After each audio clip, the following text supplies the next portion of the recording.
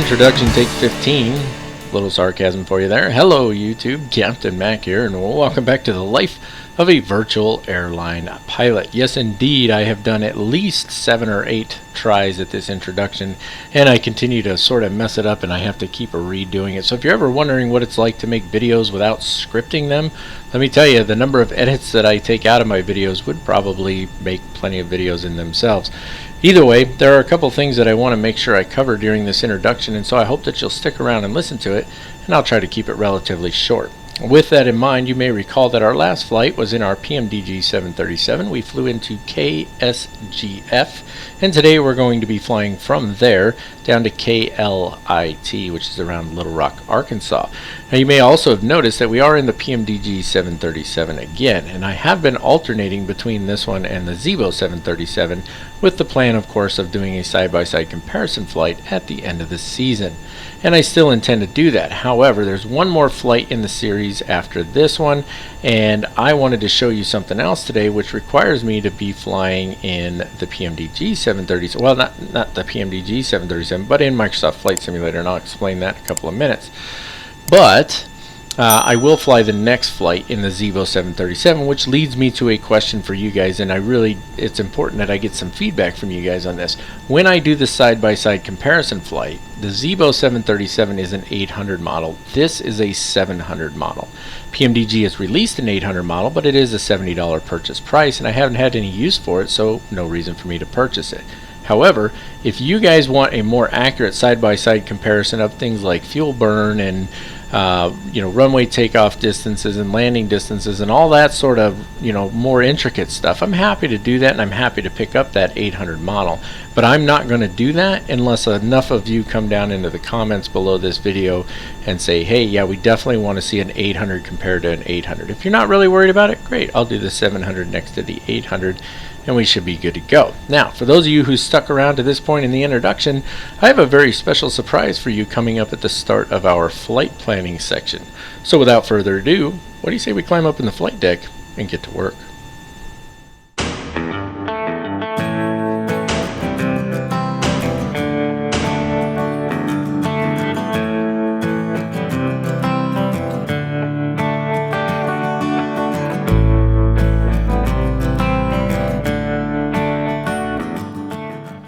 And welcome to the flight deck, ladies and gentlemen. Now, I don't know how many of you watched the flight plan portion where we go over the flight plan for the day, and we are going to do that. But before we do that, I have something very special to show you.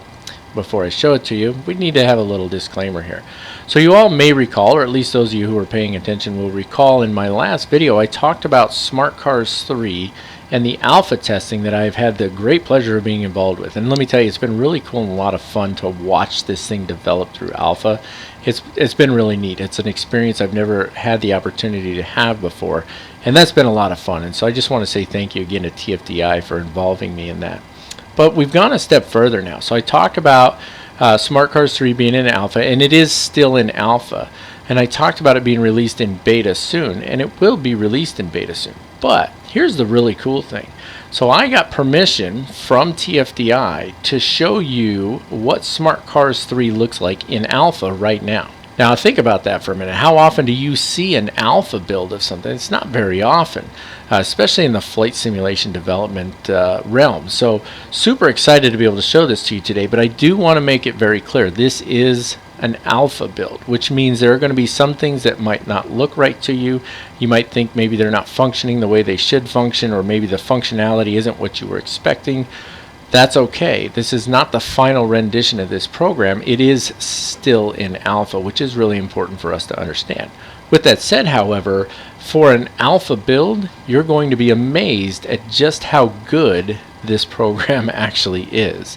So without further ado, let's bring SmartCARS 3 onto the screen here and take a look at what we got. There it is. Now, it is a very intuitive program. It's not difficult to use. I don't see any reason why I would need to do a tutorial on how to use SmartCARS 3. It's really very straightforward and simple. But what's amazing about SmartCARS 3 is the customizability. Is that a word? Customizability? The ability to customize it, let's put it that way. And you can see that's already taken place here. So this is SmartCARS 3 in its current alpha build being customized or having been customized for Millennium Aviation or Mac Air. So you can see there's a nice community message here. This is from TFDI, and that's on there, and I'm sure they'll put other community messages there as well. And then of course we've got the welcome to Mac Air, and we can put a message in there, and it has a destination of the month announcement. Now this is an older one. I think it's just on there for show, but you see that our announcement from the website is showing up here on SmartCARS 3, which is really awesome. You can see that this is obviously my pilot profile. It's got my hours and flights on there and my average landing rate. I'm not sure if those numbers are accurate. I never really pay attention to it, to be quite honest with you. I think I have more flights than that, but maybe I don't. It's hard to say. If there's any notifications from the airline, those will be showing up right here. Now think about that for a minute. SmartCARS 2 and SmartCARS 1 were great programs. We use SmartCARS 2 over at Millennium right now, and it works fantastic. But SmartCARS 3, this has taken it to a whole new level. Now, of course, as you can see, this is in the dark mode. There is a regular or light mode, if you will, on this. I like the dark mode. I think it's a little easier on the eyes, and I think it's a nice, clean look to it. So I really like it this way. You might prefer it in the lighter mode. That's going to be up to you, but that's something you can change down in the settings. So that's what our home screen looks like right now. And what's awesome about this is, as the CEO for Millennium, I can actually go in there and change this. I can change the way this looks. I can change the layout of SmartCARS, and I can change the plugins for SmartCARS, which is going to be really, really cool. I love the fact that I'm able to customize the SmartCARS to have the look that I want for my virtual airline. But what's really cool is with all the plugins and the customization of SmartCARS 3 is that you can do it on a personal level as well. So if there's plugins that I want to make for just me, or maybe there's some community plugins that I want just for me, I can put those on there if my virtual airline has decided not to include those. And that's one of the really cool things about SmartCARS 3. So we're just going to go down. We've got a couple of plugins here already. We're going to go down and just take a look at a couple of the features. As I said, it's a very, very straightforward, user-friendly, intuitive program. And you guys are going to see that as we go along. So just going down the side over here, first we have what's going to be our chat section. And when you click on it and you come into the chat, you can see this is the chat for Millennium Aviation. There's also a global chat, private chats, and some users that are online right now doing various different things, right? You guys are all familiar with the chat feature on SmartCARS. We don't need to dive into that too much. Next one down here, this is going to be your flight center. So these are all the current flights that I've bid on. You can see right here is the flight we're going to do right now, KSGF to KLIT. Now, here's what's really cool. We've got the SimBrief plugin on here. Okay, so I can plan this with SimBrief just by clicking on that button right there. Now, there's two ways of doing this. I can plan it on SimBrief, or I can retrieve my latest SimBrief flight plan. So if I click on that one, because I already planned it on SimBrief through the website like I normally do, so I can click on that and it'll pull that up. Or I can plan it through SimBrief right now by clicking on this. So you see the SimBrief window pops up. There's Captain Mac right there. It's building stuff, doing its thing that SimBrief does, and bam, there we go. All of a sudden we've got all this different information for this flight here. You can pre-file on VATSIM, IVAO, Pilot Edge, or POSCON, and then you can click on Fly, and off we go. All of that just with a couple of clicks of the button. How cool is that? And you can do that for any flight that's currently in your list. You can also pull new bids. I think the last time I tried this, I had an issue finding it. But let's see. Let's give it a second here. There we go. Let's say I want to fly from Phoenix. There we go. And immediately you see all flights departing from Phoenix at my airline are starting to pop up here, right? So let's say I wanted to fly to San Diego. Phoenix to San Diego. Okay. Now look, these are all flights at my airline from Phoenix to San Diego. There's a whole bunch of them. Now, I could just pick one in the list going like this, or I could continue and I could narrow it down by aircraft now. So let's say I want it to be a Southwest Airlines. Let's do that. Let's go Southwest, South. There we go, Southwest. It's a long list. We have a lot of aircraft. So then I could say, okay, I want it to be a Southwest flight. Now all the Southwest flights are showing up down here. 730. These are 737-300s. I could go, we're flying a 700 today. Come back up here, where are you at? It's such a long list. There's 700s and 800s, so I want to narrow it by 700. So all the 737 700 flights for Southwest from Phoenix to San Diego are listed right here, and then I can just bid on one. Bam, just like that. And then when I bid on it, so if I click bid, all right, now I go back up in here. This is my flight list again, and that'll be the last one on my flight list. There it is right there, ready to go. And then I could plan it with SimBrief if I wanted to. Now I'm not going to do that because that's not the flight we're flying today, and I'm not going to sit here all day and go over SmartCARS 3. I just wanted to show you. This is alpha build, you guys. This is a program in alpha, and it functions really, really well.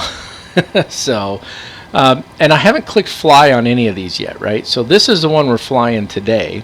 And we're already at the airport, so I can click fly right here, and now it's connecting to the simulator. Flight started successfully, and bam, there we go. You can go view route, cancel flight, end flight to file your PIREP, and so on and so forth. You guys are all familiar with that, and you see it moved us right down to the flight tracking tab. If we go down one more here, this is our logbook. So this is pulling from Millennium's website, and it's showing all of my flights and whether or not they were accepted or rejected, and I haven't had any rejected that I know of, so we should be good to go. And of course you can search through your logbook as well. Coming down here, this is the flight map. Now I'm not sure, I haven't seen my flights show up on here yet, so I'm not sure if that's a bug with my website or what. But this is a live flight map is what it is, and we've seen that on ACARS programs before. I believe SmartCARS has it. I don't recall. Oh, there it is right there. Never mind. Just took a minute to show up. I guess I was just being too slow or too fast with it. So there we are right there. It tells you the pilot, the itinerary, the aircraft, and what network you're on. We're on the SmartCARS 3 network right now. So there you go. Down here, this is SimBrief, right? We already looked at this. And then you go down here, and this is your plugins.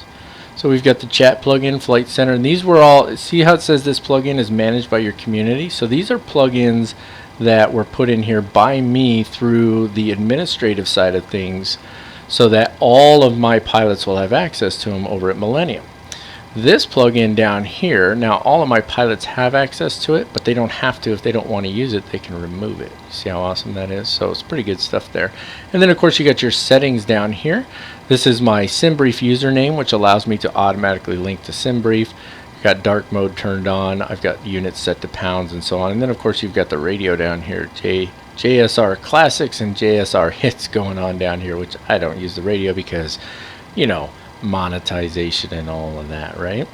So back over here to the flight tracking page then. So that is a real brief overview of SmartCARS 3. Really brief. What I really wanted to show you here is that the program is customizable for your virtual airline, and then it's also customizable for you personally, which is what sets SmartCARS 3 apart from the other flight tracking software right out the gate.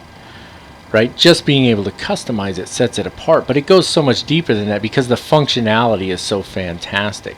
So we've got our flight already spun up here. We're going to track our flight using SmartCARS 3, and then when we get done, I'm going to show you filing a PIREP is super easy, right? And yeah, so that's kind of the idea here. Think about it again though. Just want to reiterate, this is an alpha build, and it works fantastic. I don't really have, I haven't had any major issues with it at all. And of course we report little bugs and stuff like that, and everybody who's testing reports bugs. But instead what we have here is we have this awesome program that functions well beyond what you would expect it to, especially in an alpha build. So without further ado, let's take a look at our flight plan really quick and press on. Alrighty then folks, take a look at our flight plan using SimToolkit Pro and SimBrief side by side with one another, as we as we always do now. This is how we always do it. You can see, if I can get my brain to function here, I got my brain's going in 2 directions while my mouth's trying to go in 3. That's always a good time. Here we are on our dashboard for SimBrief, and you can see there's our flight KSGF to KLIT, and we can look at the flight plan by going right here. And of course this is one function of it. I don't know if you guys knew this. You can turn the weather on right there. Look at that weather coming in behind us. That is ugly. There's a lot of weather out there. Good stuff. Alright, anyway, what I haven't done yet, and I don't think I've shown this in a long time, is I haven't actually loaded the flight plan here into SimToolkit Pro. So when you get here to SimToolkit Pro, you're on your dashboard here. Click on Plan a Flight. It brings you to this page here. You can plan it yourself, so on. You guys have seen this before. You've got an advanced planner, but we're going to just load the last SimBrief plan. Do that right there. We can pick our aircraft. It is the Southwest Airlines Boeing 737 November 268 Whiskey November. Fly now, and there we go. That takes us to this little dashboard right here. And then of course we've got our flight plan we can do up here. Back to the dashboard. Oh, that was the wrong one. We actually need to go back to flight summary. That's where we are. And that's basically the gist of it for the day. So let's take a look at this guy really quick. And there it is, Mac Air USA Flight 128, KSGF to KLIT in our Boeing 737. Let's see, this shows the cost index at 13. I think I put it at 85. My bad. Ground distance 171 nautical miles. Air is 169 nautical miles. Shouldn't take us too long. Be a pretty quick flight actually. Come down here and take a look at our fuel. Our block fuel is going to be 12,130 pounds. I've already put that on the aircraft. And then we can cruise down here. We've got a payload of 31,900 pounds for a zero fuel weight of 116,000. It's a little over 116, and I actually put it at 116.1 in the aircraft. So that should all work out really well for us. Then if we pop up our Navigraph chart here really quick, you can see there we are on the airfield. We're going to be taking runway 20 for our departure based on the weather. And if you're wondering where I got that, go back over here to your sim brief page, weather and NOTAMs, type in KSGF, hit enter, and you can see our wind is 220 at 7 knots, gusting to 17 knots. So there's definitely some weather moving in. We need to get a move on here. So that's going to be runway 20 for us. Not a very long runway, 7,000 feet, which is plenty for us, but it is a shorter runway, which always makes it fun. So what do you say we climb back in the flight deck, wrap up the last few things to get this bird started, and we can get this flight on the way. Alrighty folks, we got our flight plan entered. Everything's just about ready to go. First thing I'm going to do as I hop in here is I'm going to fire up the APU because we're going to need that momentarily. So let's get that bad boy starting up. Go ahead and get those fuel pumps on. We've already got our electric hydraulic pumps on. Everything else other than the APU bleed is good. APU bleed will come on momentarily. Probe heat stays off for now. So let's just take a real quick look at our overhead setup checklist here. Flight control panel, that's where the yaw damper and all that is. This stuff over here. And all of those should be closed as is. Yaw dampers should be on, and they are. Fuel pumps are on as required. Cabin utility IFE passenger, that's just the galley switch in this one, right? So that one's good to go there. Equipment cooling is normal. Window heat is on. Probe heat is off. Anti-ice is off. Hydraulics panel system A and B switches are both on. If you're wondering, that's where we're at. We're working our way down here. Let's see. Over to the air conditioning panel. That's going to be up over here, up top. If I can get my brain to function properly. You're checking that. We're just going to leave it as is. And then the left and right packs are both in the auto position. Isolation valve is in the open position. And all of the bleeds need to be on. So we get this bleed on. We can go ahead and turn on the APU gens at this point. 1 and 2. That'll let us turn off the ground power. What we haven't done yet is set this bad boy here. So we're going to fly at 21,000 feet. There we go, 21,000. And let me just take a look here at the airport altitude for landing is 266 feet. So if we just set this to 250, we should be good to go with that as well. What else we got here? FMC's been taken care of. I'll jump down here and show you real quick. So we're going to be doing flaps 15 takeoff. Trim needs to be 5.56. It's going to be 117 for V1, 118 for rotate, and 126 for V2. Jump back. This view here will kind of work. We've got to zoom in a little bit. So what did we say it was? 5.56 on the trim. Let's go trim that nose up. Just looking right here. So there you see it's coming up on 5. This would be 6. So 5.56 right about the middle. It's going to be pretty close. That should work out nicely for us. And let's see what else we got here. Jump back over here. Let me just show you the route is as simple as it gets. We need to go to ident. We'll just go there. Position initialization is done. Route. There we go. KSGF KLIT flight number 128, and there's only one waypoint, HRO. It is a very short flight, and that takes us back over to our takeoff page. Taking a look up here at the main panel, we haven't quite finished setting it up yet, so we need to do that. Flight directors need to come on, 1 and 2. VNAV, LNAV can both come on. LNAV's not going to come on right now because it doesn't like the instant turn right there. It also looks like that our altimeter has changed ever so slightly. It has 2974 now instead of 2977. And that pressure is actually going to keep dropping as that storm starts rolling in, so that's something to keep in mind as well. We've already set our altitude to 21,000 feet. Our indicated airspeed is at 131, which is V2 plus 5. Landing gear is down. We need to go to RTO on this guy, which is part of the push and start procedure or taxi procedure, I think. So I'm just looking here to make sure we got everything else. Auto throttle is off. Runway heading is already put in there at 199. Altitude is set for initial clearance. We don't have any restrictions on our way out. We're not departing on a star. They don't have any coming out of here. Or I'm sorry, a SID, not a star. Star is for arrival. Autopilots are off. No flags on the PFD. Auto brake is set to RTO. Engine instruments are good. Radios are set.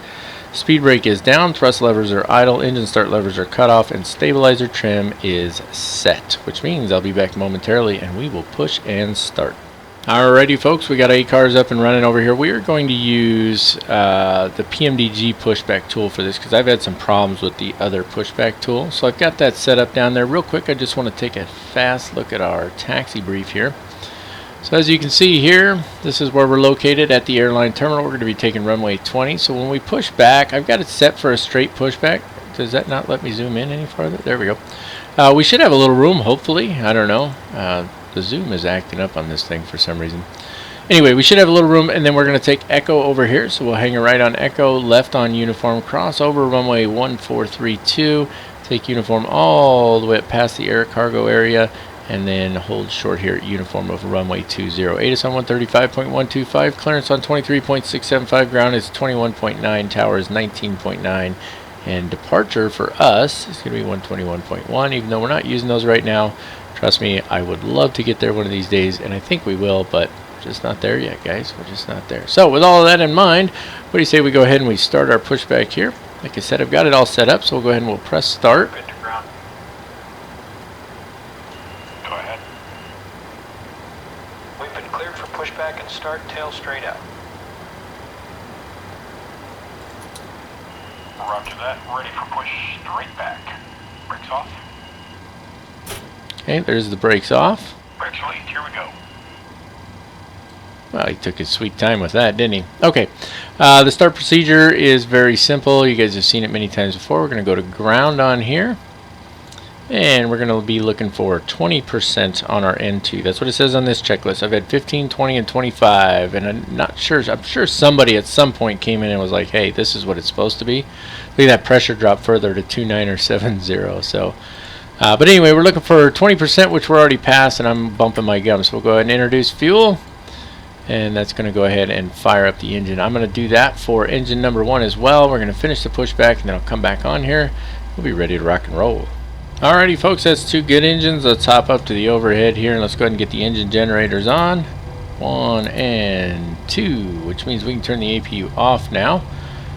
So let's do the APU bleed, then the APU, and we can turn the packs back on. 1 and 2.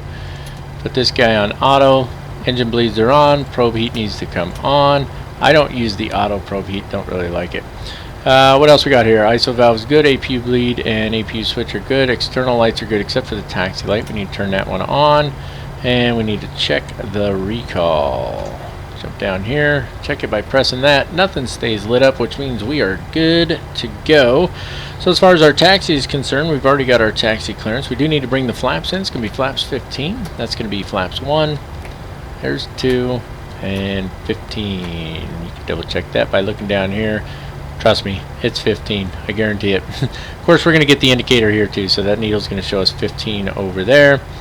So that'll take care of the flaps. We've already set our trim. Let's go ahead and put this on systems and do our flight controls check. So full left looks good. Full right looks good. All the way up, all the way down, back to neutral. Kind of not quite sitting at neutral. Looks good though. All the way left, all the way right, and neutral. Don't forget my rudder pedals are terrible. So there we go. Flaps 15 is set. Back over to the engines page here. Let's get back to a proper view. Sort of proper view. Track IR coming on. A little jump here. Or not. Now track IR doesn't want to work. So I'm going to get track IR figured out, and then I'll be back and we will taxi out. And actually I'm going to go ahead and taxi out, get track IR fixed, and then I'll see you guys back here when we're holding short of the runway. Alrighty folks, you can see we're just about to our hold short point here. I had to restart the sim, unfortunately. Just one of those, I don't know, Microsoft Flight Simulator things. It's different with X-Plane and Microsoft Flight Simulator. So X-Plane, you have to have it running before you start the sim, and Microsoft Flight Simulator, I think you can't have it running before you start the sim. But what was weird is when I first loaded in before I started recording anything, TrackIR worked fine. So unfortunately I couldn't get it to work again without restarting everything, so we're about another 20 minutes behind or whatever here, but it'll be just fine. Everything else is set up exactly as it was before. I didn't change anything, so we should be good to go. Let's take a look at our master, I'm sorry, not our master caution list, our before takeoff checklist. Master caution light is off. Recall, click it and check it. It's good to go. Flight controls have been checked. Flaps are set. Trim is checked and set. Flight directors are on. Takeoff briefing. So this is something I'm not particularly good at, but basically if we have any issues before V1, we're going to cancel the takeoff. We're going to reject the takeoff immediately. Any major issues after V1, I guess we have to, it depends. V1 is supposed to be the speed at which you can't stop before getting to the end of the runway now. So if we have any issues after V1, unless the airplane is going to fall apart trying to rotate, we're going to continue with the rotation and then we'll evaluate the problem once we've got the aircraft under control, right? Okay, so let's take a look. We need to get our strobe lights on. Strobe and steady, maybe. Oh, I already have them on, that's right. I've already got the engine start switches to continuous. Landing lights can come on, maybe. Does nothing want to work now? There we go. Taxi light can go off for now. Auto throttle needs to be armed. This is one I tend to miss on occasion. Let's try one more time with the LNAV, see if it'll arm. It will not. Transponder is already set to TARA and traffic is tuned up on here. We don't have any AI traffic in here today because I forgot to do it. My bad, sorry about that. Well, let's get back to a proper view here, and hopefully everything works with the TrackIR. There's the proper view. TrackIR coming on, little jump. There we go, and it's working this time. I'm going to just recenter that view there, and double check our approach path looks clear. Bring in a little bit of thrust, and let's get this bad boy out on the runway and into the air. Now again, it is a short runway. There's still plenty of runway to get it in the air, but we just want to go ahead and not use up a bunch trying to get lined up, right? Which is good practice anyway. That's what I was taught when I did my private pilot's license in the real world was, listen, you don't use up any more runway than is necessary to get lined up, right? The only thing that's useless to you is the sky above you, right? No. The sky below you and the runway behind you, something like that, right? Or the air below you and the runway behind you, something like that. You guys know what I'm talking about. Runway that we've already used up that's behind us doesn't do us any good, right? But that thing did not want to turn at all. Look at that. Wow. Like that was, oh, now you want to turn full rudder. Oh, that's interesting. That must have been an issue with my rudder pedals. And so look what we're doing. We're using up more runway than needed to line up. Alright guys, let me just get things the way I want over here on my other screen real quick. Alright, let's go ahead and bring in about 60% throttle. I've got the little line that shows you where your throttles are. It's very helpful. There's about 60%. Release the brakes and toga. Alright, engine indications look good. Get her centered up here. Airspeed is alive. Yeah, she'll get off the ground quick. Check. E1. Rotate. And I'm just like trying to get it. My rudder pedals are being worse than usual. Woo! Come on, baby, get up there. Ready to climb. Well, that'll scare the passengers nicely. Gear coming up. Wow, that was a mess to say the least. Let's try the LNAV one more time, just see if it works. Ah, now it wants to work. That's nice of you. Yeah, there we go. Just gonna start turning there.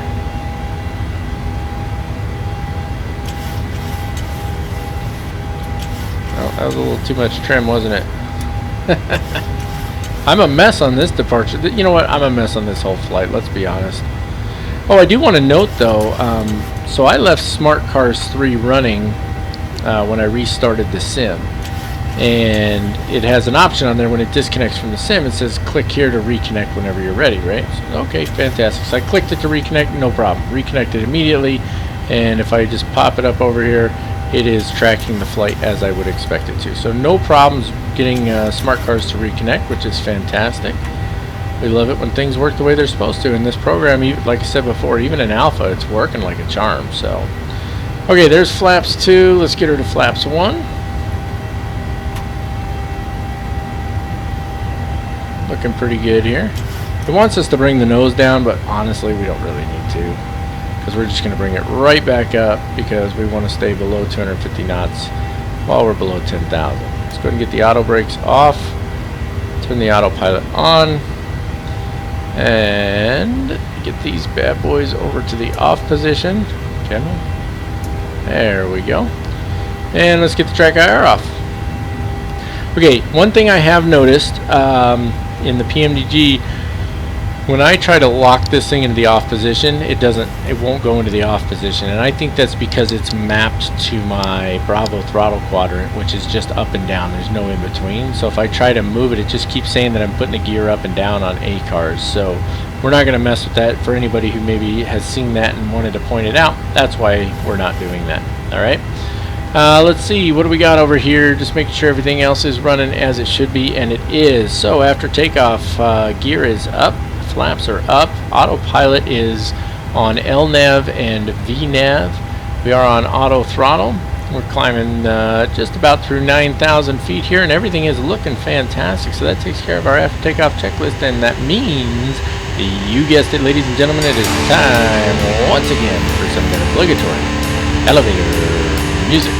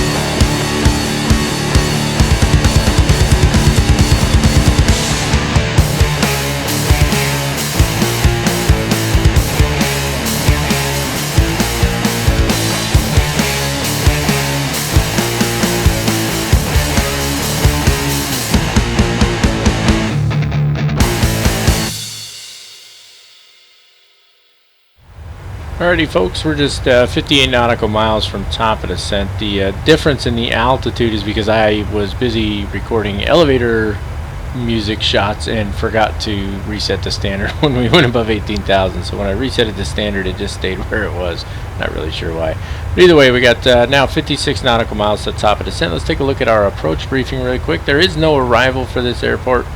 We're going to be taking the ILS runway 22 right approach. And it is ATIS on 125.65, approach on 35.4, tower is on 18.7, and ground on 21.9. Localizer frequency is 110.3 with a final approach course of 227 degrees. Glide slope intercept at sure 1,601 feet. ILS, refer to minimums down below. That's for the yep, that's for those. Airport elevation is 266 feet and touchdown zone elevation is 262 feet. So it should give us a little bit of a rising runway. Minimum safe altitude in the area around the LIT VOR, which is this guy right here, is 3,300 feet. Missed approach procedure, climb to 1,000 feet, then a climbing right turn to 2,300 feet, outbound via the LIT VOR 250 degree radial to Began intersection at 22 nautical miles out and hold or as directed by ATC. So you can see on our plan view here, we're going to come in actually out here at Dumpy, then on into highs and on in from there. And then of course missed procedure, you're going to climb straight out here to 1,000 feet. And then it's a right turn, climbing right turn to 2,300 feet until you intercept this radial for the VOR. I'm not going to do the procedure turn on this one. There's no reason for it. Let's see. Scrolling on down here. So you can see we need to be 1,700 feet for glide slope intercept, which this whole thing is a little, must be, there's not a lot of mountains or anything in the area, so it must be clearance for buildings or something in the city. The whole thing looks a little weird. Like normally your glide slope intercept is not way up here. Maybe it's just the way they put it on there. I'm just blathering on about this one. Either way, we should be fine. 1,700 feet glide slope intercept. PAPI lights on the right hand side. There's our missed approach procedures again. Cat 3 ILS, you need a runway visual range of 600 feet. For a Cat 2, you need a radar altitude of 128 feet, gives you with a runway visual range of 1,200 feet. Decision altitude at 100 feet, and so on and so forth. We're just going to go with the good old-fashioned Cat 1, 200 feet, and it's going to work out just fine for us.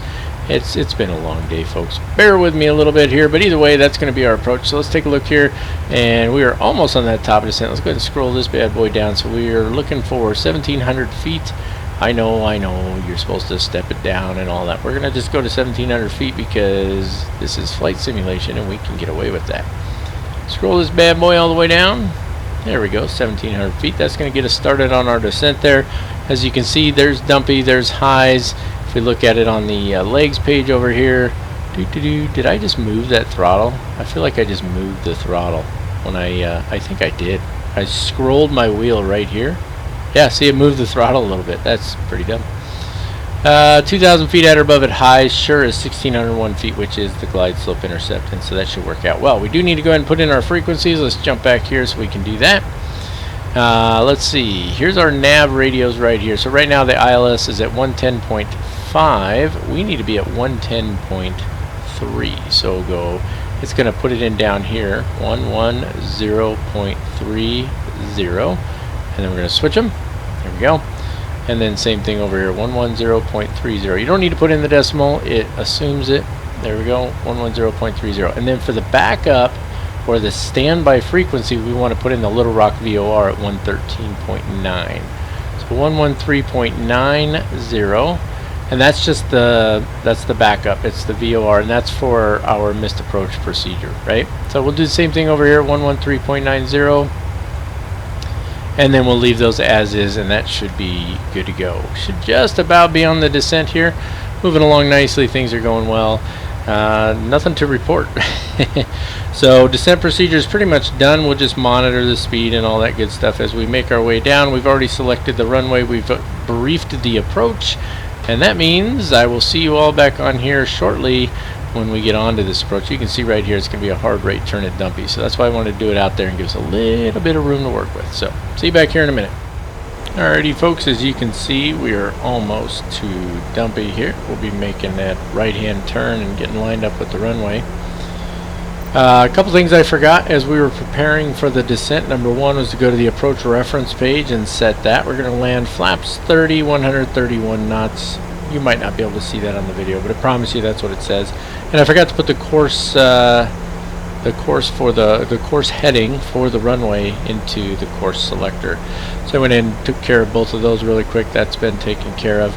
And let's just remind ourselves, I got to pull it up over here, but the missed approach altitude is going to be 2,300 feet. 2,300 feet for our missed approach altitude. We need to try to remember that. So here we are, we're starting to turn now, and you can see it's struggling just a little with the speed. I'm going to throw that first setting of flaps out. And then we'll go ahead and bring in just a wee bit of speed brakes here. Let's just bring that speed down. No reason to be cranking in there super fast. And you can see that what happened there, because it switched to VNAV speed, it brought the nose up, and so now we're way above where we want to be. So we're going to just hold those speed brakes out there for a minute and let them continue to slow the aircraft. What will happen is, because it's on VNAV speed, once it gets to this speed here, the nose will actually come down to try and increase speed, and so that'll get us back onto the onto our descent track that we want to be on. So should be good, shouldn't be a problem there.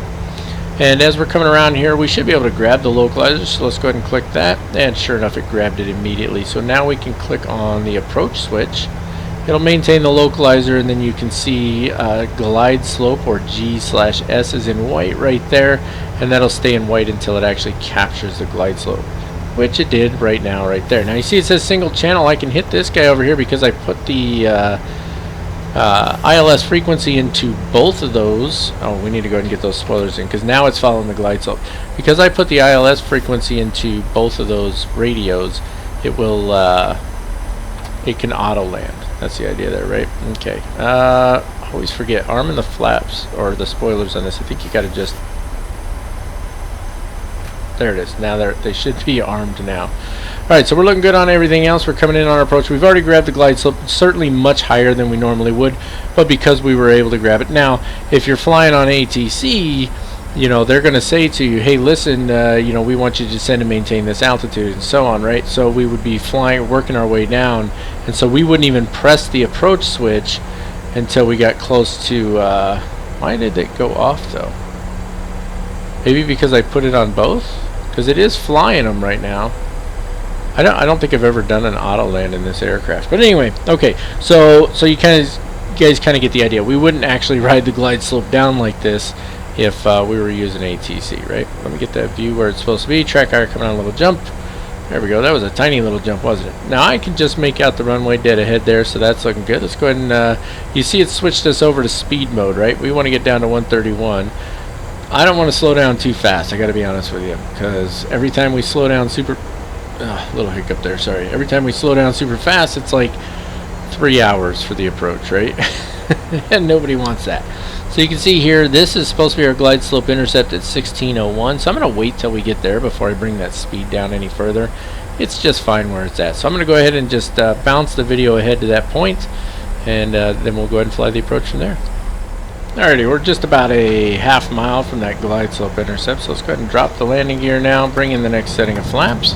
Keeping in mind we're looking for 131 and flaps 30, so let's go ahead and start bringing that speed down now. Bring that down to 151. That was a lot of beeping. I don't know what that was. I've never heard that before. We're not using auto brakes on this one. Next setting of flaps coming in. That's going to help slow us down a good bit more. Still looking good. Just dropped below that glide slope a hair there, didn't we? So that's flaps 10. There's flaps 15 coming in. Probably could have done it just a wee bit sooner, but that's alright. Flaps 25 now. And flaps 30. And we'll let her settle a little bit. She's going to need some thrust now, isn't she? Alright, yeah, it's you probably could have done that a little sooner. It made our approach a little bit unstable, and of course that's never a good thing, so just something to keep in mind. I just didn't want you guys sitting there staring at nothing forever, right? Let's go take the autopilot off. Oh, it always wants to climb. As soon as I take autopilot off, it wants to climb. I have no idea why. There we go. It's still trying to climb. Ooh, that wind is gusty. Alright, let's listen to these call outs. Ooh, she dropped way down there. 100. Well, that's rough. 50. 40. 30. 20, 10. Loaded it. That was my bad.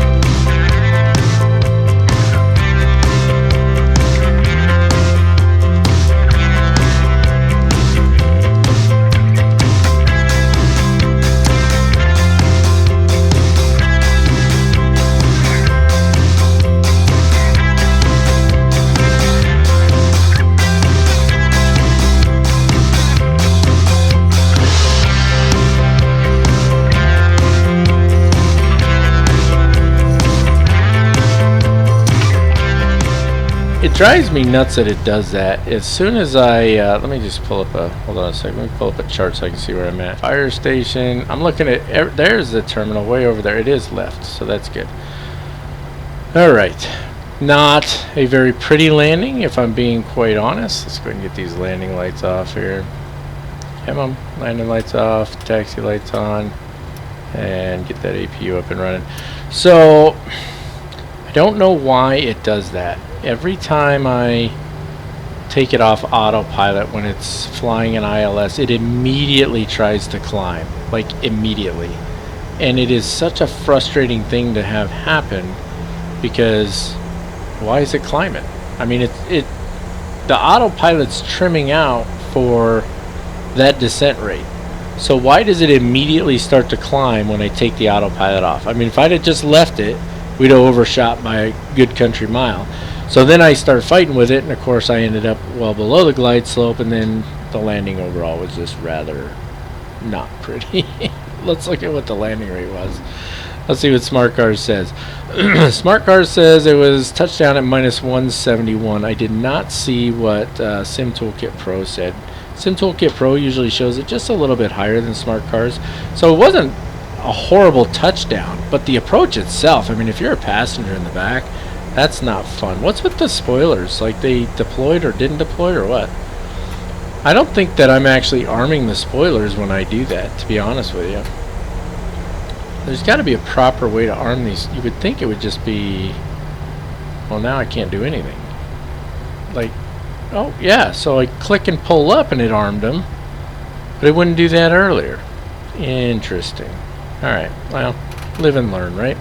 Okay guys, I'm going to go ahead and taxi this bad boy in. I'll be back shortly and we'll go ahead and shut things down and call this one done and dusted. Alright, let's rotate her in here. That's probably not the right term, right? Rotation, since that's for takeoff. Let's turn the aircraft into our parking space. There we go. It's a little crooked, I think, but slide it on up. Easy now. You know what? We got passengers who unbuckled their seatbelts already. That's what they get. Just kidding. Come on. Bear with me, guys. Alrighty. Tracker coming off. And there we go. Let's jump up top here. We've already got the APU up and running. Let's go ahead and switch over to the APU gens. Bam and bam. Get the APU bleed on. Probe heat can go off. Off. Window heat will stay on for just another minute or so here. And then I need this view here. Let's jump down here, and actually that view does not work for that. Let's jump down here and shut off the engines. 1 and 2. Parking brake is set. Engines are off. Let's see. We're not going to do ground power. I do want to see, can we get the jetway to work? Because it drives me cuckoo for Cocoa Puffs. So let's go over here. Ground services. Jetway inhibit because it's set up right now for stairs. Turn it to jetway. Go back here, and then let's see if that lights up. I don't know if it will or not. Let's give it a second. Let's go to doors. Don't anybody try to leave yet. You'll fall. Oh wait, we need to go back in there because we need to open up cargo doors. Forward and aft. There we go. Return. Go back to ground services. Yeah, see, it doesn't even give me an option to request. Maybe because these aren't set. There we go. Request jetway. Is it gonna work? Oh, it's working. Look at that. I finally got a jetway to connect to the aircraft. Fantastic. All right, what else we got here? We need to get the fuel pumps off. Remember, we're going to leave this in a turnaround state. So window heat can go off for now. We've got the packs will remain on. We can get the fuel pumps off.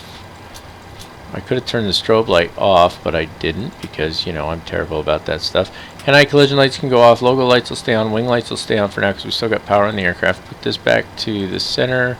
Maybe. There we go. We got it in the center.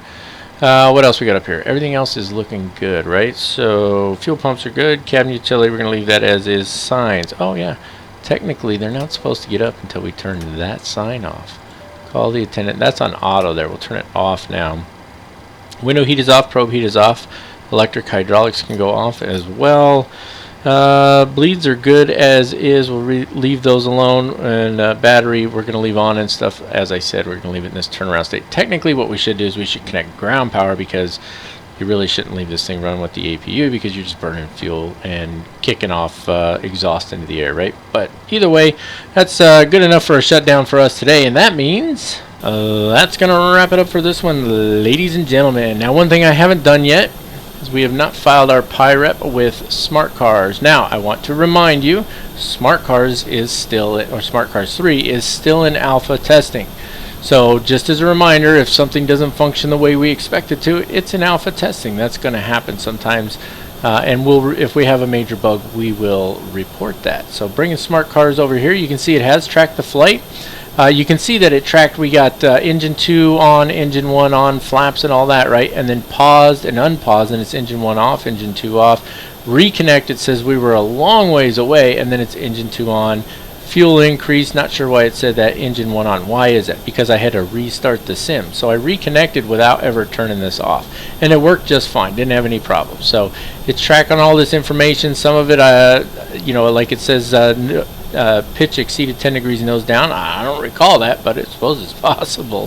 Flap settings, all that stuff, all the way down here until engine 2 off. So all we're going to do is press end flight, and your PIREP has been filed. And there you have it, ladies and gentlemen, done and dusted. And then we can go over here into our logbook, and you can see it's pending, right? And check this out. I didn't show you this earlier. I wanted to wait. Let's go back to the logbook. Maybe we got to go out and then come back. I didn't show you this earlier. I wanted to wait. But Colin from TFDI was showing this to me the other day before they released this. Check this out. You click on your PIREP, and here's your PIREP information. Look at all this. Look at this. You got a map on your end. Here, check this out. Check this out. Watch this. Change this to log, and then it's just the log, right? What if I change this to map? Now I got the map over here and the log over here. How cool is that, dude? I mean, look at that.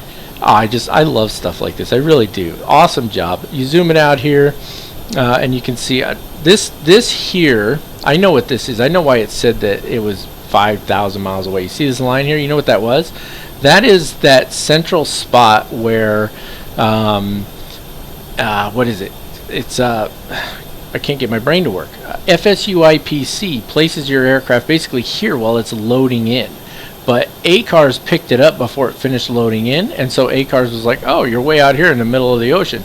And that's why it said that initially, and that's why you have that long line out there. So that was from having to restart the flight, and that explains why it does that. Because you guys may have noticed that anytime you load in a flight, if you pop up any live map at all, through Sim Toolkit Pro or whatever, it always shows you way out here, just off the coast of Africa, right? That's what it did. So, but here's our actual flight right here, so that worked out just fine. And then here's our log here, which we've already looked at briefly. And then of course it's pending. Now I would say that if we could click on logbook, and I imagine that's something they're gonna clean up. And I'll mention it to Colin as well. If I can just click on logbook and it goes right back to the logbook, but you know, click away and go back, and so I could look at previous flights as well. Same thing, right? You click on them and it's got your PIREP information and so on. So how awesome is all of that, right? And then the map did work. There was somebody else flying in here. There's a couple people. There's somebody flying up in Alaska. I'm not going to highlight them because like this is me right here, right? So you know, I'm not going to show somebody else. I know who that is down there. I'm not sure who that is up there, but I'm not gonna highlight them like this because then it shows you their name, and that's not fair to them. They don't know they're going on a Captain Mac video, right? So And so there you have it. So PIREP filed, everything looks fantastic. So I can close SmartCARS now and close it out. We're all done.